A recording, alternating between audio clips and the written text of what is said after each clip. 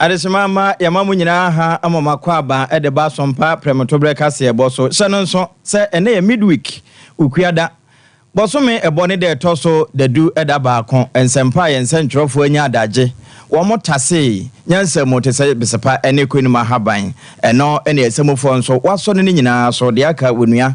etise takra edi aso nyina tie sa na ani wanso etsa hweni wo edi ne hwe Ewian sama yede baby ene se shamafo ekasa tichu na aposokofo no se de epo no emu atim ni nyina ye se pransu no galanse nti edifin na aba be bom sada na yesanso ewuram amanyosem mu a yewura mati opoku prempe napo aka asemi de akere amanyofo a wo mo bonto asabere se kasa ntwie eni atenie wo mo nyimfiri won kasa mu na abo amagana yasundwie no yeteme atafre ho sana yewura Jibril madi edi atodwa se ewo mo se kine ye ma na kasa se nyame de chen adeche bosume de toso dadu nenson wo mbekọ abato komisa nkurabata bie wo maimu wo kwa akoye ye kire na wose eye nkurabata wo mantam ahenkuro nkwa ehonsem ye de ba kokwa akuyafo wo monya hotoso esanse yewura napo bia sembi so na nasem obi so ne se wo hwemu a wo sono na watimi aboa ma kokwa akuyafo ne wo mutimi pa wo ho a wo ho wasenem na enche bia abande bo foforo ebetudwa akosombo wono mu a sutade ne wo mu bie na eyiri fa wo mo ya sampasua na so na yewura kujato ablakwa wodi ne djuma wode 1 billion ato nchen se wo bia amfa ma wode beto wono mu a sabere wode da 10 team asene sa na drafo bi nso waka wo ho abomu se yewura Mahmoud Baumia se oba driving license ombe ni mfiedu na wo mkoda dwene ho no eya sempa nti wo mu nyina aboso etachiri se sa enkunimudie no ebetumi aye ne dia na bem ya sanso ewuransam foforo mu no ye do beko do ma awam na afo na sabi krom hene aka kire yewura mahama se wo mo na mo bonto abia no obi ni ho a woje certificate na se ansa na yakwa akoto aba nti se wo mo to ma wo nwie pe na ye fa youth employment fo a ma wo hwe certificate eni afoforo nom na awie ya boaboa no se dumienu kase ye bo a ya di free Sompa TV so na free TV so a wonua enam Sompa 90.7 eno ye Sompa enkuransa bono east na afa nyina ho na wo mo fa free ena fa Sompa 98.9 eno ye sunwaye bono ahenkuro kodi wafo nyina efa free ho sa na hafo ene bono fo nyina so ho ena wo mo fa free na uduru Sompa 93.1 asantemantam ene etoa kokosi pompono mantam na afa nyina obia nso efa bie YouTube ye ho Sompa TV obenyayen sa na oko Facebook nso na bo Sompa no na nya banko ade a obo nse kasei eda ho ensemi no yewura asante ebo Benedict wono na asem ena kuku America jando chinchima fidie no fruma uhumi wo Facebook ni YouTube ho ba ya Grace nti MCR ho wonne wo ho ena afika kire obi ne dom nso de eko TV no so ene aboafo no doso na nso agya apam dada me na me ko no content kure solo makeka hye nsa topaye na me de me beti awe so se nchechira awiei ensem no ema remfi ena mabaaso na botatia wotwa asuo na mizo free drink ekutayemu one 5G Ketchup Marketing Agency Adaroma afi 21st Clinic Sciatica Expert and afi Express Group ni OCP Fertilizer wo mu nyina aka ho bere ko anim no ye de wo mu nsem nyina ebetudwa afi yenyebre na ensem no yentutu ne sere ne abasa emfamma na medu firi ase de wonua ye hya ase de afiri shama adwo akurum eho na timamufo ewo ho fakese na ya aposokofo wono mo kasa se pransu no eba ba bebo pum ewo wo mafa ho adwo akuruma fa ho nanso be se mfi abesene koni pika pa echa ne mpampa na etene ba na wo mo bu nkompo na wo mfa nso bia galamsefo wo mo na aya manso no ayesa na ye kase no na pani a wo na da aposokofo na no dodo na abone mrane se manoma yewura John Kwesen wodi tudwa chese no kwasem ni wo mo wo bibi eka wom de wo mo de so bo bebo Dr. Akufu Dampare IGP afi Alhaji Mahmoud Baumia Ghana mampani abedi akire ene wachima MPC be ma bo ada no waka so wode na konwa ebeto ano se wontimi ensi galamse ano a na danko Akufu ado na de enti a woka sa asem no de enwoma eda etini wura no afale ankwa iboda ya falofo ya sma ejina esopra na esodo oya nso oya baka obasinu koprim sisala why da galamse adwuma na olokodo na yenwu da galamse na wutun onu wutu galamse wo ganna manim waya nkokura nan amampai na nado utu galamse amampai na bedechi ba omia utu galamse IGP owura dampale utu galamse Major General yuko owona utu galamse senti kwa ya kada me da galamse semi ensam chofu aka na gane sem bebre obia nka wo hwe tisa nsu wa hwe nsu manenwa afafo kokuma wunyanam nsu a chemicals wanye na epunim ma wizar wa ma enam na tisa enam ni wunam kura wa bonam na enam no koso sosula afalfa uchima wunyanam so e de nsu bo otoya ntobɔ fra baka nsunum tisa nsu wa nto nto ambaka nsuala na nado baomia IGP dampal wa galamse de mun suna no basenko busum mense ma wa ma anwuchi otiram wa kan na afalofa ntiyahwa ya gidame yitina manima obeye dama amampai na nado sagalamse nu ntubia amampai na aberechi sagalamse ntubia IGP dampal galamse sin ntubia soje fina wo pai na ya bambodo wo galamse ntubia wo na auto makasa na galamse nu ntubi onu me da wutubi nta wa ezi magalamse no rekodin eno yewra John Question ye bonu mrane se manoma eno shama ene adwa kuroma fa ho ene wodi sanse mi tudwa na ewie no aposokwo hene nso wa mananso ho ene wose wedie manoma aka abonipa makon nan edin na nso obesere se mpanimfo ntwa banhwe ano ente saa ebe te se Peter wo mko nso no so wose ya ye adwuma na dwumu ni nyina ye nyahwe Yesu so mai play moisma wa se no kwari no na babake na anu amara mebayi mebu wapunu bakana mo aye na mo Europe aho obi no kitemi se me pa de onya aja ibi na oreka chem dem man kan dem ma mo neutral ije bakase na sisi sala no kwese me mo ho hen de bake yeye mafama no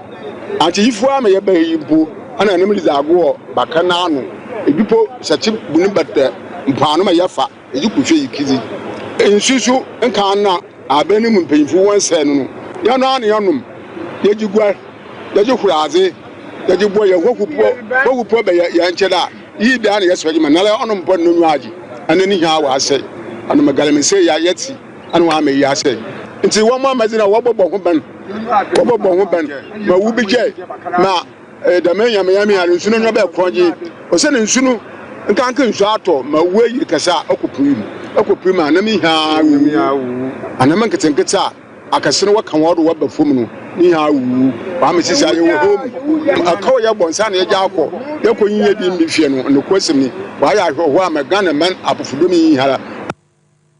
eno ya aposokọ hene na ate se na wo kasa na wo mo nso a ekonsu ano na wo konya nkakrakra ekotonton enya bidima abusuato nkamfena die nso kasa se we die mpanimfo akasa na nso wo mo de wo mo ano otumu bi sade apono asi ayo no se wo mo ammoa amma mra nya adwuma sade be na ni betepa de a ene ebe ha adwene sanse empata wo mu yie kura no efinko a ifiri no baka no be ba wote baka na na da wano aha ahwedi ane ha ene de ajeba epuyim na sisie yanyu fiyi ma yakoye nim kakre baka na asesa wa ye da puto da ti ajukukwa butia hu yitum ye sobi ya fu asusu na ne yanum enwa mpanimfu anware wuti sade da winje anware waaji anwa ye da madume wo bunko popo ma hu wuwi sana wa gwaja ye da madume wo gana memu na wo bwa blet da ma wo bwa papa kam ka se waji ye kalamusenu akopunima okukunam nso ama opunim na mihia wawu onfafo to patrol wodi kopu kichima na wodi amapana aba enwa bir se wontum wa fani ni na sida ade wa stop de madia mama ina adunde aliba asma pano ana aliba smakom wa ba kan asma fo nto aba won faman anu wodi box bi so ya mama dia ato achen isani nya ba yindi nenyi ni bia but mamoto de ferijuma no mamoto wo ha na ye fal ai bakano motene de ye mofama no yiza agumpo wi ayitumi igwale bakano yitumi yeso bi yenom ye de hulade bakani de ma ko oyama no wokopo wo ba na ye ba ye de ye yama kanun ye de sen wo but sisi anu ntum fo yama nsen koma yama ina ye de ko sekendi e bia ntum onye adwuma wa ha bakano so bakana ase wodi galam se na ase bakano kra ya ka ye assembly ko district ye ma TV station sini na no still aban why na adwen there on tie bia na asam hey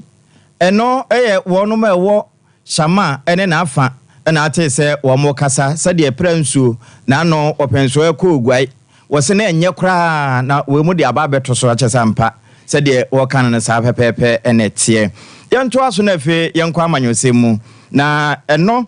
medu wura wo so na amanyoku wo mo abobo ano Dr. Matthew Opoku Prempe ye bono mrane se napo wono na esei wo kura Alhaji Mahmood Baumia ne sisi ya de kye se December 7th yakoto aba na wo mu di nkunimu a president ne vice na wo kan sembi e de kyerɛ timamu for titru ene wono ma afa amanyo abo wo mokoko na wode nam se kasantwie atennie e wa amanyosemu sabio ema yasondua yekutam no ehinhim na edemokratia ye kye ne dadaada yekutamu abesi sabre no e wo se yetimi kutam ne yekutamu ye enye sabre ne abeto atwene enti politics of insult san wo kan brofo yenyimfiri ho na emwama wo man yasumdwe yenkutam entesa yebekura hwirenhwiren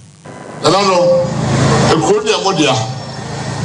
ekuro we ne wo ho asana nipa bebree ba waji obi a wa tu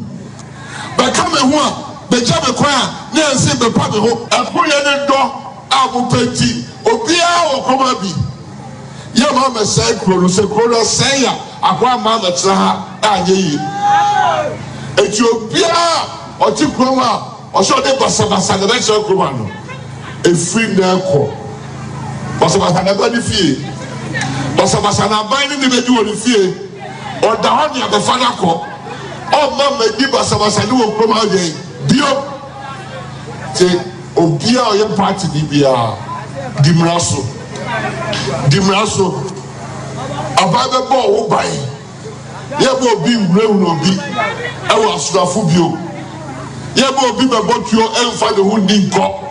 your chitio no Bible say your chitio no your chisika no etima MPP ni bia ko chitio ma MPP ni bia ko chisika your ba chitio no etio de be dey your ba chisika no sikai de be dey eno Dr. Matthew Opoku Prempe no ewie no wa mananso ho na ahafo ano na tifi ene na afo no wo ho nso dodo na ayekoko akuafo ena ode tudwa chese no kwasem ni wosona aban e baaye na koko bo ba bi da bag na efiri 200 cedis ena wo pagya mu 400 cc aduru 2000 ene ekire na wo kase enche bi aban besa de bo foforo kora tudwa enti akuafo wo montam twuku na ma wo mo machine ye na ede wo mo entesa ebewie no wo musika okọ wo mbetu agu akwa bidie the same the apadi putu koye odo eyepe se na nanu tie se the atu koko price be jono na mu mu ya na obi o ha odo koko get the free 470 adru 2000 na na me shamo bo somewhere now to be no the rest of to koko goes boom they say no echo mama radio no se battery na wu a mo kojo battery shem na mo fo aso tsa ho echo kra me free echo ya o ti atu koko go say boom mama mo bi na adamu say oh na ye koko ye ebi aba be minister akese ya hudi obde baaye nana maso America ne se srawo do baba komo be ma bi no wan no na onhwe no da bia obuno na bakola be ma ne tinsawi ase otopito otopatashi on the chabot is for be ma ne twin school fees na ko fa body free ho na be ma papa bi be fa no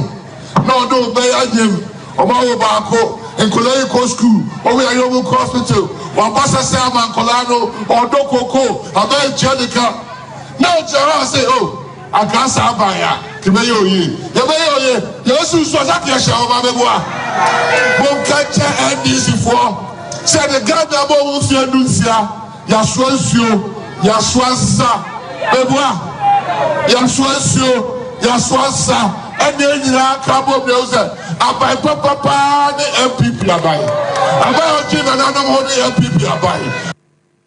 Wono, ene penimpa bedi echire edema wosono amanyoku a womo press Ghana yento abama womo nyame de che ya December boss me ne da etoso enson eno eyebra wokokopiem ewo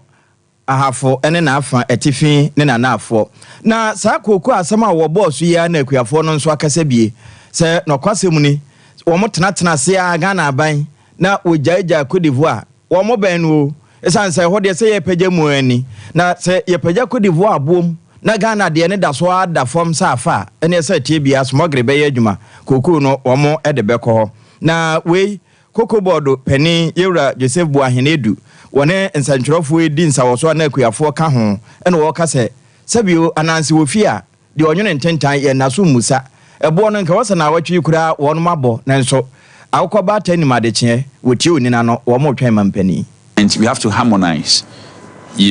our price differentials to ensure that there is no huge gap. And when I say gap here, is about official gap in the official pricing of cocoa. So if you've watched the announcement of price in cocoa for Ghana doesn't go way, far from what is announced in Cote d'Ivoire. We try to bridge the differential between Ghana and Cote d'Ivoire. Whatever difference that you see being huge are not the official, prices. These are coming from the black market. And often it's not even Cote d'Ivoire. It may be from Guinea-Bissau and then Burkina. There's a lot of smuggling from Cote d'Ivoire to Guinea-Bissau and then Burkina. And then from Ghana through Cote d'Ivoire to these two countries. Eno eyewra Joseph Boahenedu wona ekokobod pani na ache se wo kasai na eba akuafo no wo monka bomuku a pani a otua wo mano Farmer General nana oboade boaten nana wa ahoma no so nana ma hai na kokko akuafo makache boko de Freedom Padarama, Yachobia, Dabasaya Domase. Yahamso ye, na Coco Boa baby a day, say, Mosomo Penny saying. So, but I said, I'm saying, no, I change the Ben also a year the cocoa price. And so, I say no more, and run at Yama, and see, and then so no, by this week. A friend is where you are I'm a price next tonight. I have a better. I'm a good guy. I'm a good to wire then. And your cocoa and said you don't have piano. I'm a big crab of account. I'm a being slow as when I only say cocoa no se come to see into most of the head of mobile ship my day. And this year I'm not at idea. A born on a train says. I mean, probably for my friend when I let me announce the price. Nana say, I wanted that saying, I am most happy. You see, the price, they say, yeah, they determine price. It is Cocoa Board that determine price. And for now, no, we are just waiting out for Cocoa Board to come out with their price. A price in the bar, now for the Yashe Hawa, because at the end of the boy, I need to buy it. Price a better this time round. When you bet they'll be smiling on the faces of the farmers when the new price is being mentioned. And as I say, I'm not at a year chain, but I'm out for the movie to price is in the map. But all the same, it is not the farmer that determines the price. So the Ghana is saying it is Cocoa Board that determines the price. On more the bed and head of my and general as the train said the bear a friend is saying Cocoa was see or an Acasababa Jabeka said and Biano Coco Yatono do an answer did so and I said the cacao. They don't say and you go to okay. Na eba te se galamse a kane se ne yetimi efa ye ho se ye kọ ya kwa kodipa okuku ase enso ne fakese na galamse sa chi na wo mokọ galamse no so se de yesi pe koku e ma ye nya ne sa eno so de na mo ya fa ho so the kind of parliament say dissolve parliament because parliament has become a waste institution. All because if you say they are political for an intimate empire, the military And as a Ghana Armed Forces, whatever, because of politics, they can't even fight it out. The parliament is there for the state. That at least, the parliament should also come out to do something. Because free parliament, or at least parliament have to even wake up if anything, call, be an item, which be their found. And so parliament it is with the farmers here. And even ultimatum to the military, if anything, the police service, they want to me up to if anything, you issue that statement, that was the Saturday or the Friday. It's up to Monday, the engineer who will be found there. I bet him Tuesday, who will be a father, then there will be vote of no confidence. You said the bear, the back benefit of my penny. So if they did, I know my edge, I said he will put his presidency online. So far as Galamsey is concerned, but as of now, there's still Galamsey ongoing. JBA now, Mampenino, or Nimsets and Airforce, and I say, good report, but they be just the security service. So what are they doing? Because they know all these things. You don't have to wait for the president to instruct you, say, go and arrest. It is the responsibility of the police and the Ghana Armed Forces to protect life and property of this country. But some more know how much protecting life and property, they are destroying the properties of the state there. Then I think even the leadership of the security service, they have the moral right even to hold on their post as it is now.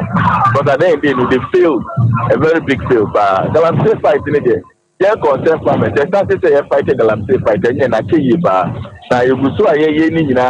security for an Emma Pima and many number. Because then I report number report police. The police now report and the same police is protecting the criminals. It is a police need protecting armed robbers. Then the church will know we are not safe to be killed. It's a better. But I say the security service they are supposed to protect the state. They are rather protecting the criminals. And destroy your properties and you so near for the account. Then they need it. Galamsey fight and then you're. But with the concerned farmers, you go so educated, FM3 there was a lot of alternatives, and I say, other a year, baby, the Kaya Bra, or my Penica, operated band on the Galamsey. Which I said, then,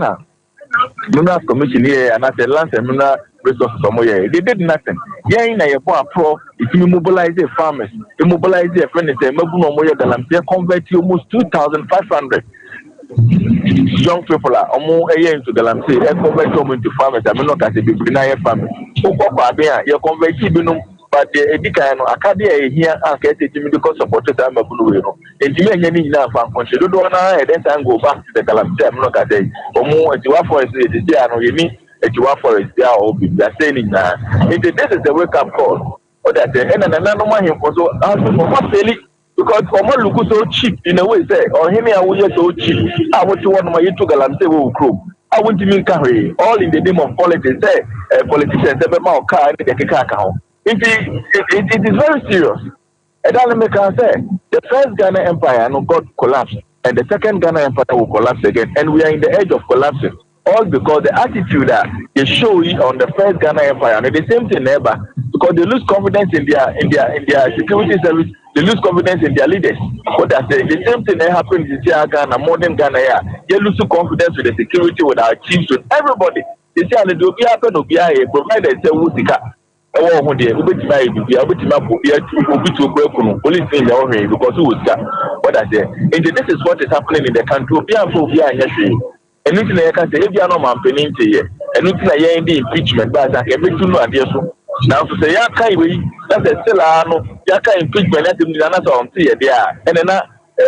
whatever that we will do, we will do. All because on one account, them say we should be citizens but not spectators. If we should be citizens but not spectators, there the president, is he acting as a citizen or is acting as a spectator? What I say, and those that they put in place that if you say, over this Galamsey issues, almost not than spectators. If you are waiting for the president who is the citizen to address issues. You go so here change. In this weekly and they not until be there. And then I kata no yebe because yes say my mine and yes say my mine and come for your basa. If you go so then I fight it, I cocoden, I make sure say Ghana na that men and purpose so be a because in so you are saying na and the come neighbor the better review a bed in enemy no cat, who sooner. A bro back 7 cities. A bro betting back from 7 cities. Wow. If a bed all because in such a all money in the diagram say. Yes, can be about reclamation and muscle. And I mean, look at a cocoa declining tuning like Galam say. What I say, and a cocoa but not have no strength like that to fight for all these things. It is a security agency or more than some way and money. But also there no more. Every damn parry or no buy if you think to be a damn parry will be doing something. The damn parry who now can come with the Galam say.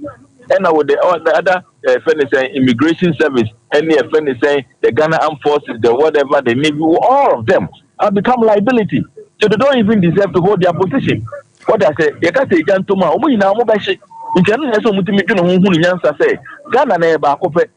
Any Ghana or baby, who say who's your say when you might be brain. What I say, so no that you are not going to win a walk. Nana, yɛde wase awie ne bra wanya de ama bibi foforo bia ewo akire no yɛbɛsan ba bio na mu ani akuafo no nkasa titiri wɔ no mɛtɔ wɔn kokoo sase ɛde ma galamse yɛsese wɔ muntu no da wɔ mon so nsesa emfiri ho yɛda so agina mamere nom na mede wokɔ amanyo semu bio kyene amanyo ku no wɔ makache na miwuda na no na general chairman Ira Johnson asedu nkatia wɔ yɛtitina ne de ma kyene amanyo ku de tudwa kyese said the electoral commission who said nema bi wo mu a emwa voter register no aye bloated nti se wantumi anhwe nema mu anye forensic audit enyi fie mfirim se wo kyena obi to aba oso ame na ne din akwa copy o hamile ebasa wa wo mbetu wo mhofo na wo mu afutuo ne se wo mbe mache wano gologolo akọ abato commission office bia akwa akoye ka wo ho na eno na Sompa ade achen bia bra o manhene yodubu ache mama nyina achen no wone yewura mandi edi nkomo jebre no wochese no kwasem ni se wo mka se wo mbekọ abato commission office ya ma Ghana fo mo hu se bia wo mo kwa akoye ka wo ba bia manta no eye makomako dinsia manta na tenaye na wo no mbekro National Chairman, through the General Secretary, and I sure say, I have the 17th of September, a demonstration. Now, young constitutor is your mama, God believe MPP for strategy, and I'm also a young cousin, your mama, because they don't have anything to say. But on record, a party, and I had a demonstration on the 17th of this month. And the demonstration also on record, every region, regional capital, maybe 16 regions. Okay, 16 regional capitals and yet districts. MPP for the government 16 regional capitals. Very much, every region piano or best submitting the petition. I'm an original EC office. The headquarters, so the EC headquarters and then Parliament. That is how the route is. So the petition here, dear. The demonstration, the finally, all the petition, the petition document of the petition, electoral commissions, because it's about the electoral issues. It's more of electoral issues and how the country is going. So the more of electoral issues. Yewra Jibril Mandi wono na director of elections adema Chineyama Nyuku no na ate se wo chirechire mu se wo ye Chineyeba na wa so bekọ akọ polling station na regional office na wo mo ekro afi yeto aso na mede wakọ frau ene na afa akoso mbosu tade no enche bia wono mu bie kanafe doma eyi wo mo free wo mo babia no wo mo tete na wo mo nso wo mo afuom horo wo mo mfudie koye na nya asemwa ama sesei besinne ene se binum anya babia atena kura no ebinum da so de da patase ne no na yewuro kugyeto abloko a wona ye north tomra hye badwani wasan akwa form so abato commission office na wa file de kro se wasan akọ wo monto abama no na wo monto ma yewura John Dramani Mahama nenso wono na parliament ho wo kasa ya se aban pe bibi nkonkoma ntimamufo a wo mo huna mane nenso ase aban no waye mampam wo ka hwe wontie enti wono ade ne bottom sika 1 billion wo yi ato nchen se wo de beso saafo na sene ahenha dan ama wo madam na bra ode ne niema no ko wieye no wo kan ne se kire nso nchirofo. For my next step,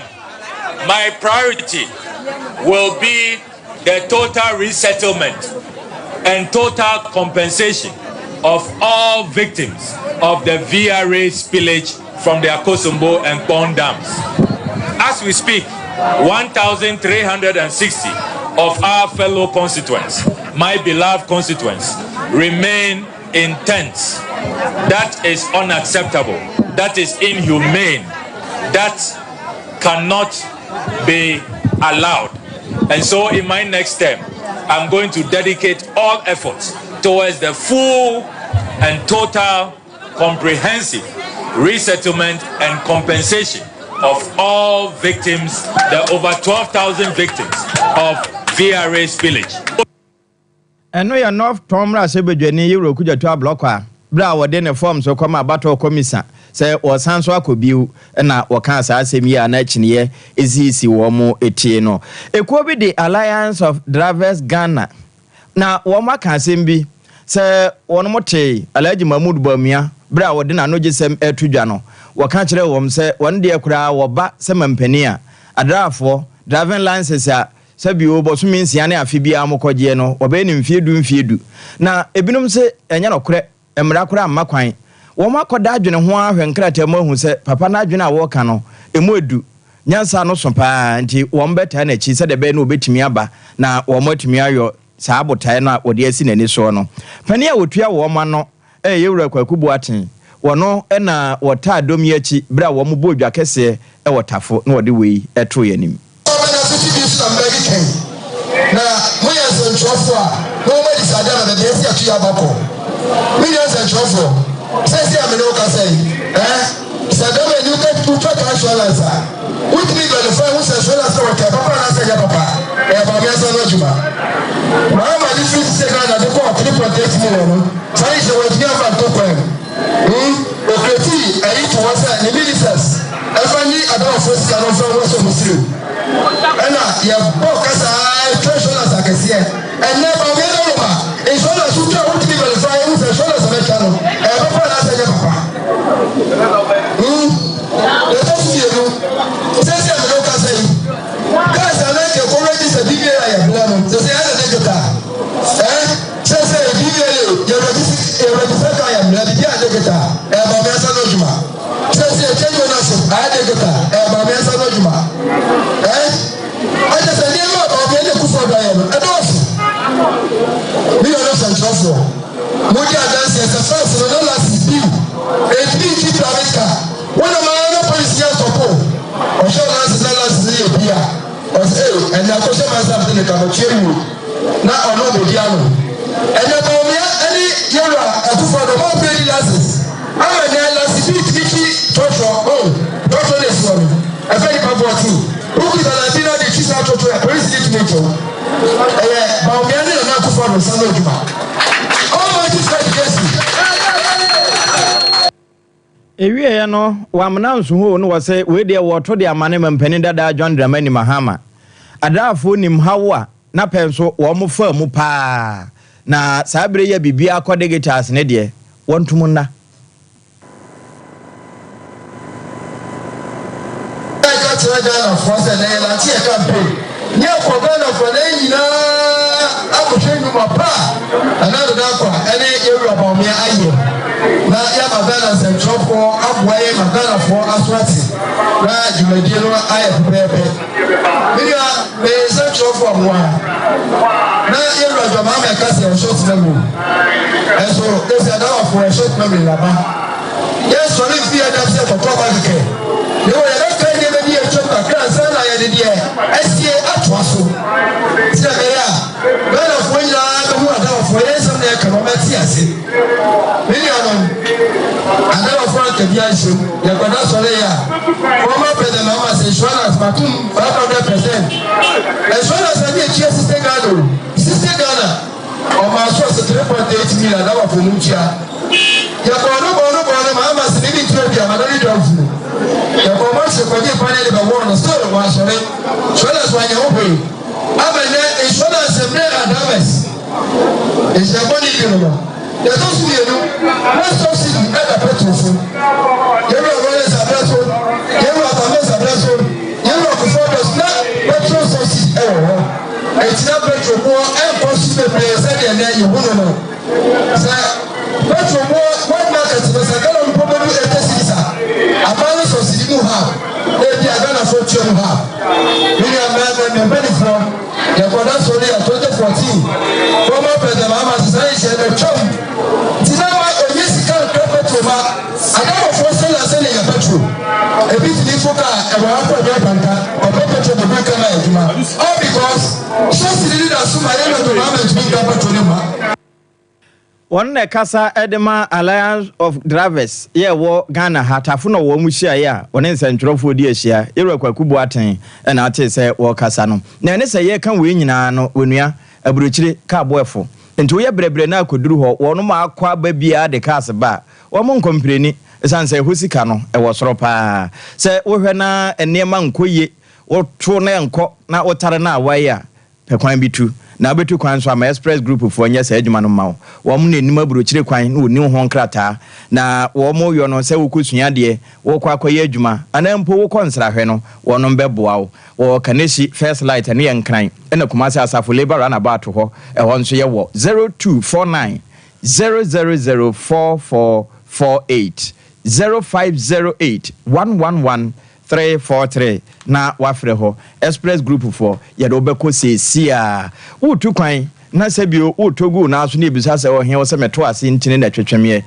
ebe ye den pa se broni be ma visa eba ne sa ko hu 21st clinic for na ye hwehwe omu ehu yade ete wo so nyina na ye ntu ase na wonso a watra bosompo awie na wakwakodi broni krom na nso ohunamu nti wuntime nya adwuma 21st clinic wo mu yesa adwuma no enkura bata ne de Ghana ha eburu dunum eno achi no na anu ya na ekọ Europe ya nwe Europe na South Africa Johannesburg ene emu Botswana nom Zimbabwe no wonum aka nyina Mugabe krom wo mo nso frefre se ye mehwe won make say wonum wo ho ye adwuma na 0244 915 116 ya homa betimi afra buku na ya ba behwew man ne manyina akoye ne mo nso wo Ghana ha de a fre 0540 311 311 na yenom enhwew Kumasi ehwe overseas ne yewo ebo adwuma manager Daniel ne dom obekwa akoto won se wo ye yi ayefro ana engagement ene emu birthday na wo de 5G energy drink ne mizo ekwa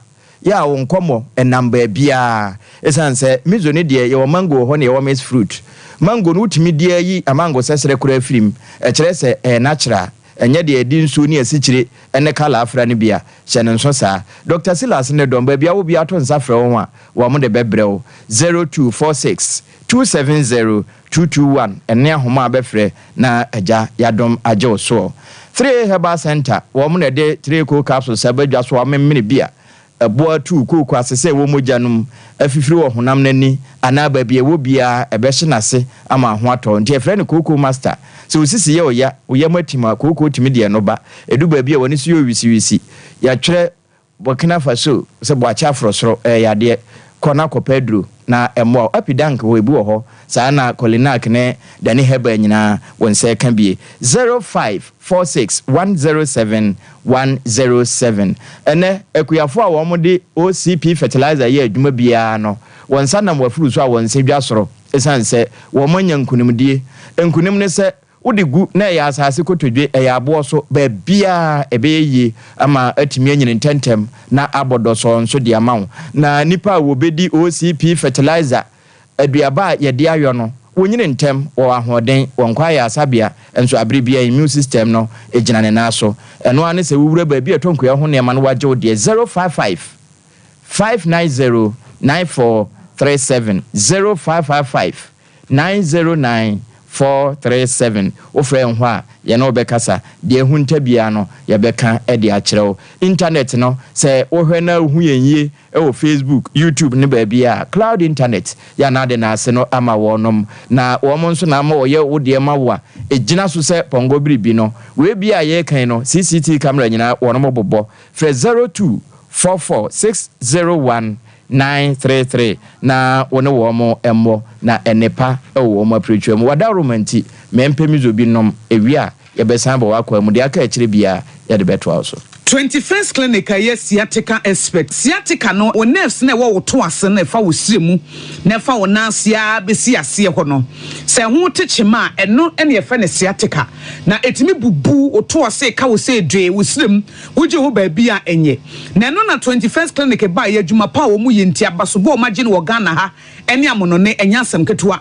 Womuji international awards ahodo womuji local awards ahodo na anu nso na womu be the only sciatica research and treatment center in Africa bibrim hano ebi ni baby a gise 21st clinic nkwa womu de bibiduro ene besa o yare no masa de machine aka ho eya yare sabia yare bia wutimi de ko ne mama ade ba ko a womu gidi womu pa no eye sciatica ena stroke nso de kwa diabetes ne hypertension ne ade Ghana ha ba bia womu ho 0540 311 311 0540 311 311. There's a 21st clinic. Woman is sciatica expert.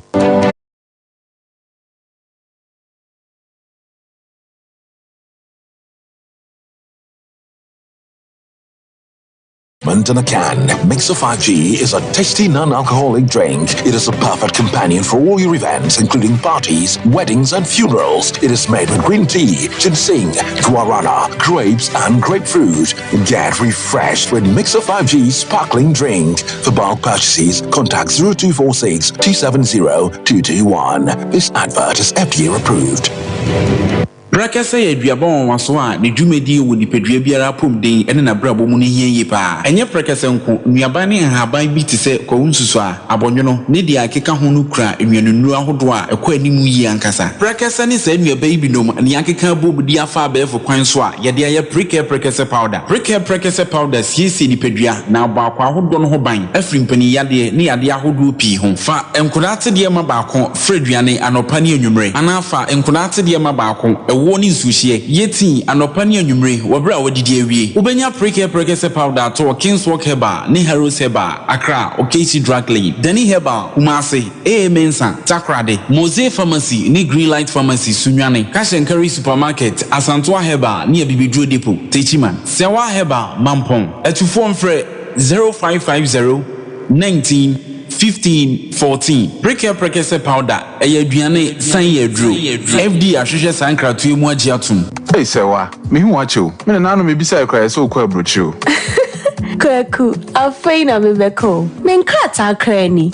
eni me ma connection man for den kofo sika aduane ne wanya otedi musa no oh Express Group Adarumenti akwentu ayefo opese otu kwan kosua dia Express Group do be call mind me to say Canada, US, Australia, UK, and Germany say a tour and as a visiting so Express Group do be call Dubai, Canada, US, Australia, and Germany. Mo am pese motu kwan koye adwuma nso obetimi de wako Dubai, Qatar, and as South Korea. If you also want to take international tests like SAT, IELTS, TOEFL, GRE, GMAT, they can help you pass easily. They can also help you secure a good job in the UK. You should make sure Akwa Kumasi Asafo Labor roundabout Hwa Accra and so Omo Carnation First Light Tema Omo Community 18 Lashabi Girl Filling Station. From Omo Macho for ISO 055 555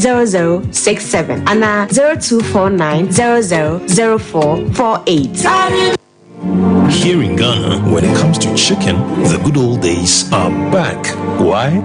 Because Boris Beef's Chicken, BBC, is here. Yep, give your family and loved ones Boris Beef's Chicken. Fresh, tasty, delicious. Boris Beef's Chicken is produced right here in Ghana by our cherished poultry farmers with support from the Ministry of Agric. Get whole frozen chicken, gizzard, chicken feet, chicken neck, and chicken liver for those special family meals, buffets, picnics, funerals, and all restaurants. Get Boris Beef's Chicken. It's halal, so everybody can enjoy. Wherever you are, call Boris Beef's Farms hotline 0544 444 53. Ask for our branch that is closest to you and come get your chicken. Boris Beef's Chicken, BBC, proudly a Fiakoko.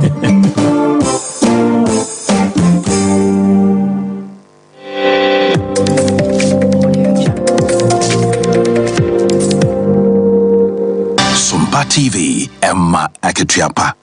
No kretudo ema katua papa ampa yede wase esan so mo akwa aba se watwen yen edeba Sompa TV so afi yento akase no so na medo ko bono afam ho ɛno nso nyɛ baabia sɛ Doma East mansin no mu ɛhɔ na wamnafoɔ wɔ kurobo hɛfrɛ sɛ Sabi kurom na no mampanin dada John Mahama ɛde ne ntoabɔ no nam hɔ ɛna nnora okoko pie mu hɔ na ne nkasɛe mu no a wɔbɔ ntoa no nyinaa wɔkasa wie ya pɛ ɛna wɔhene wɔ hɔ na nasa bi aba bio ɛbɛkasa sɛ wɔtie mpanimfoɔ na wɔn bɔ ntoa no obiara ni hɔ a wɔbaa yɛ wɔ sɛ fa o certificate bra na bɛto aba ma me obiara ba asɛm nto ma me na mmom edu sɛ yato awie na adwuma ahyɛ ase a na afei wɔn busa certificate na nase youth and employment deɛ wɔka kyerɛ Yewura Mahama sɛ nyame dom no wɔtime banko ade a ma wɔ mɛyɛ sɛ wɔhwɛ certificate ansa wafa wɔn esan sɛ wɔn bɔ ntoa no wɔn anhwɛ set so be pie kredua so said the AC who near my dear. Say Yamia na dom no fro bandiana. Wamana for her, you fuya, ye pajumaye. Ye pajumaye, mesa bosubium. Yamana kwa banina, ne say pajumaye. Na ebia sabio.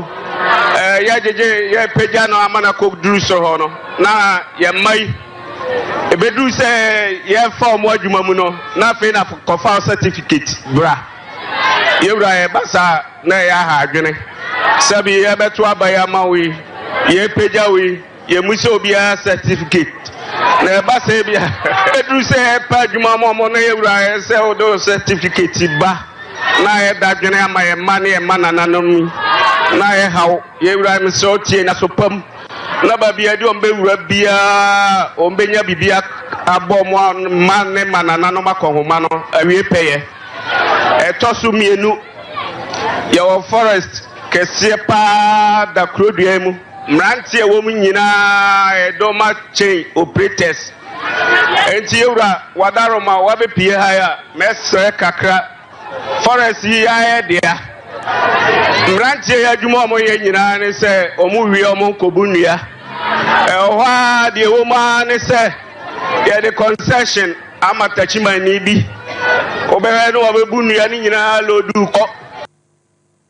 ɛno Sabi kuromhene nana Sabi aba bio ɛna ate sɛ wɔ kasabra mampani dada John Dramani Mahama wɔkɔ hɔ ɛne maame na me ho tiawa na afi memfa fa ho nkopie ɛwɔ asunafo anafo abatu ampasua so no bɛkɔ ɛhɔ Yewura Matthew Poku prempen so kopie hɔ ne nyina no wɔ ma hyeda bodwa ya wɔtwe no de ama na kwa aba ɛno na wɔsɛe yaw dwomɔ adi to dwa kyɛ sɛ no kwasɛm ni ansa na fie se kyɛse bɛba no na Yewura Napo ne education minister na ne da so a wɔso yɛ mampanin so ya wɔ no nso etimi yi kyerɛ yɛ no ɛyɛ adenya kɛseɛ pa de magana nti wɔ mo bɔ na ba so saa de no ho ɛna mama yɛtimi kɛsɛ LPP adaroma na nyina ahafu nyina na bakɔ efie DM krachi ni apie hɔ anam free SHS Yewura Napo dianimu Sata wana minister hey sabi obi anko meka se dabi ne ho makukudro awo wa masa police we abem Yewura nye na wokoman ye ka to ase money yo e wo so afanye nonko ye ba school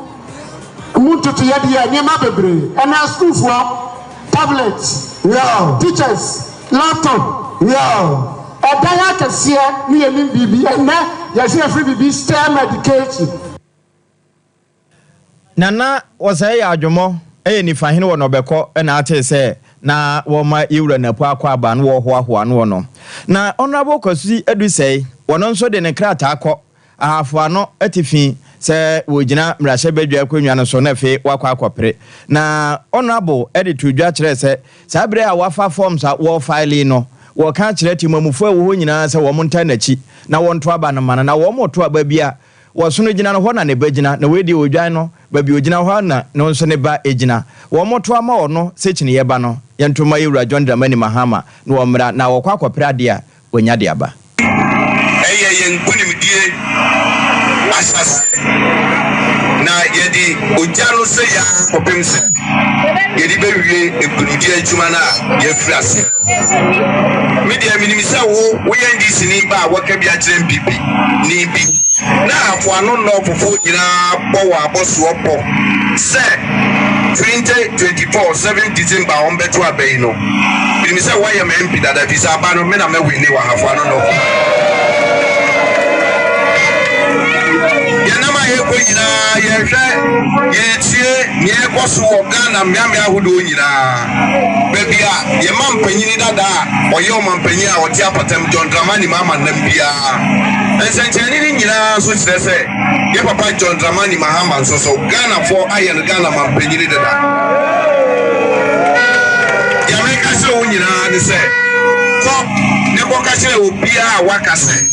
Emma omani ire mfi no ho 7 December no alo papa na obi agina police station ho na ye kwa akoto aba eno ne yahwehwe de free mo ho se wo kwaye wodwuma no na me nso ko kwaye bedwuma ra ye wie bibia eno ye honorable Kwasi Adu sei Chineyeba tepa na sa adwabo yi ekoso e wasante mantem ho ya na atese na wo ka na no jesem edi akere no so ne yegina na wie Premetobra kase ebo no yede wapem ajapi apam dada me na meje brebe be nsem ne nyina ma wo kuku America jando ne chinchima fidie no furuma sada na oba ya Grace MCR ho one de ko YouTube Facebook ene ba bia na yen TV no so a ka chire obi ene ne dom na wo mo yes adwuma no Yewra Sante ebo Benedict won ne sa nsem ne nyina mu ene efe oba happy ne reverend so wo mo de empire ebeta achire ene Libia boga woda nti na woda ne nyina nso no news ye dedicate the man happy birthday ye ko say ya Sompa nkomo ye bula e ba wa kwa mu menkwansa